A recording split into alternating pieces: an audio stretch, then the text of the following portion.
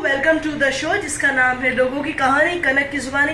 मैं आपकी होस्ट, आपकी दोस्त कनक बिश्नोई हाजिर हूँ एक नई कहानी लेके, एक नया मनोपॉल लेके आपके अपने शो में जिसका नाम है आवाज कनक की, लोगों की कहानी कनक की जुबानी।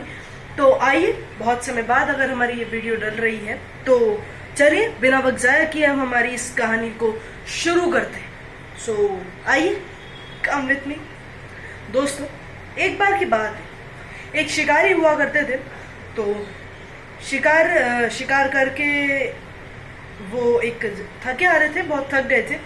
तो वो एक पेड़ के नीचे, उन्होंने सोचा कि मैं बहुत थक गया हूँ तो मैं एक पेड़ के नीचे बैठ के थोड़ी देर आराम कर लेता हूँ। आराम करने जब वो बैठे तो उन्हें बैठते ही नींद लग गई, उन्हें पता नहीं चला।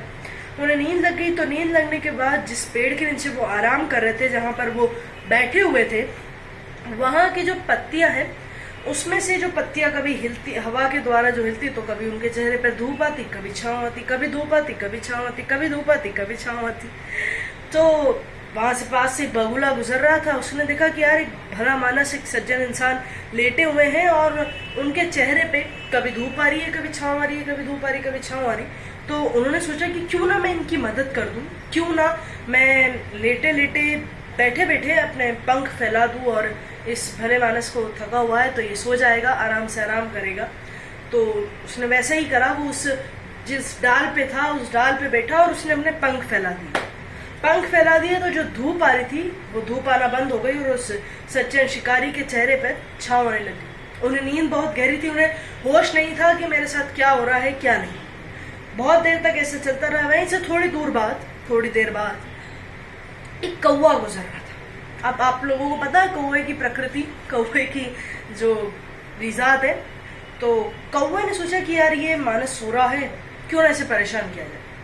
तो वो भी उसी डाल पे बैठा जिस डाल पे बगुला बैठा हुआ था और उसने वहां से बीट छोड़ा और वो बीट जाके उस शिकारी के चेहरे पे गिर गया। शिकारी के चेहरे पर गिर गया तो शिकारी की नींद खुली और कौवा तो बीट करके उड़ गया।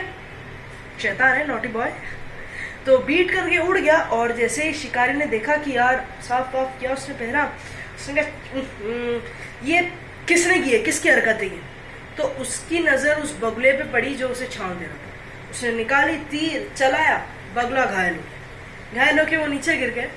नीचे गिरने के बाद उसने कहा कि हे भले मानस, हे सज्जन इंसान, मैंने तो आपकी सहायता करी थी।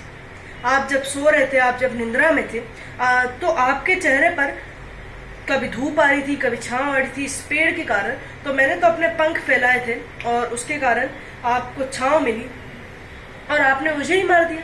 ये बीट मैंने नहीं, कौवे ने की है, लेकिन कौवा उड़ गया। उस शिकारी ने कहा कि मुझे माफ कर दो, लेकिन मुझे ये पता नहीं था, लेकिन तुम्हारी संगत के असर ने तुम्हें ये मौत दी। संगत के असर ने कैसे? उस बगले ने पूछा कि संगत का असर कैसा? मैं उसके साथ घूमता तो हूं नहीं। लेकिन उसने कहा कि तुम, जब वो कौवा आया, बैठा और उसने बीट करी, तब तुम वहीं थे। वो बीट करके उड़ गया। अगर तुम भी उड़ जाते तो तुम्हें ये मौत नहीं मिलती। तुम्हारी सिर्फ ये कुछ समय की संगत ने तुम्हें मौत नसीब करवा दी। देखा दोस्तों, मेरी कहानी बस छोटी सी है, स्वीट सी है, लेकिन इसी बात पर है कि संगत का असर। संगत चाहे 4 मिनट का हो, 4 घंटे का हो, 4 महीने का हो, 4 दिन का हो या 4 साल का हो, संगत होती है दोस्तों। अगर संगत अच्छी हो तो उससे निभा लेनी चाहिए, लेकिन अगर संगत गलत हो तो उससे पीछा जल्दी छुड़ा लेना चाहिए दोस्तों। ये संगत बहुत बड़ी चीज होती है। कहने के लिए बहुत छोटा सा शब्द है, बहुत छोटा सा अल्फाज है, लेकिन जब पड़ जाते हैं हम किसी की संगत में दोस्तों, तो या तो वो हमें आबाद कर देता है, नहीं तो वो हमें बर्बाद कर देता है। एक कुछ एग्जाम्पल है मेरे पास संगत को लेके कि देखिए, कौरवों और पांडवों का युद्ध, महाभारत, द बिगेस्ट, पिछले साल कोरोना में रिप्लेस हुआ था, वापस से चलाया गया था टीवी पे। हम जैसे बच्चों ने जिन्होंने महाभारत रामायण नहीं देखी तो उनके लिए। तो कौरवों ने युधिष्ठिर और उनके बड़े बेटे, जो कौरवों के बड़े भाई थे, उनका नाम मैं भूल गई, सॉरी, लेकिन उनके जो बड़े भाई थे, आप मुझे कमेंट में करके जरूर बताइएगा उनके बड़े भाई का नाम क्या है। I am waiting for you comment. तो कौरवों ने हमेशा अपने मामा के साथ, एनीवेज, कौरवों ने हमेशा अपने मामा की संगति ली, अपने मामा के साथ दिया। और जो पांडव थे उन्होंने हमेशा श्री कृष्ण का, श्री कृष्ण का साथ लिया, उनसे सलाह मशवरा किया। तो देखिए कौरवों का जो अपने मामा शकुनी के साथ जो उन्होंने षड्यंत्र रचा, उनकी जो सोच थी उसके कारण उनका पूरा कुल खत्म हो गया। और वही जहाँ श्री कृष्ण उनके साथ थे, उनकी विजय हुई, उनकी जय जयकार आज भी गूंजी जाती है। चंद्रगुप्त शो भी आता था, शायद आप लोगों ने, बहुत से लोगों ने देखा हो। चंद्रगुप्त दोस्तों, चंद्रगुप्त और धनानंद अपने महामंत्री का साथ देता था, तो दोनों षड्यंत्री थे, दोनों चालबाज थे। आप सब जानते हैं कि धनानंद का उसके राज्य पे कितना प्रकोप था, उसकी जनता उससे कितना डरती थी, कितना परेशान थी। अगर चंद्रगुप्त चाणक्य की संगति में नहीं आते, उनके साथ नहीं आते, तो शायद वो राज्य कभी नहीं छूट सकता था और हो सकता कि धनानंद की प्रकोप और बढ़ता जाता।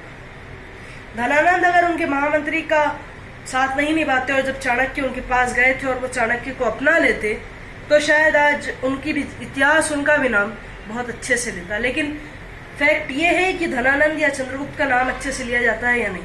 फैक्ट ये है कि संगत का असर। चंद्रगुप्त ने चाणक्य का साथ दिया, तो देखिए दोस्तों आज चंद्रगुप्त की जय जयकार है, चाणक्य की जय जयकार है। मेरी कहानी इतनी सी थी। अगर मेरी कहानी पसंद आए तो इसे लाइक कीजिएगा, शेयर कीजिएगा और कमेंट बॉक्स में मुझे बताइएगा कि कौरवों के बड़े भाई का नाम क्या था। मैं इंतजार कर रही हूँ। ओके, और ये भी जरूर बताइएगा कि कौन सी संगत आपको ज्यादा अच्छी लगी मेरी वीडियो में, जितने मैंने उदाहरण दिए। ओके, बाय बाय, अपना ख्याल रखिएगा।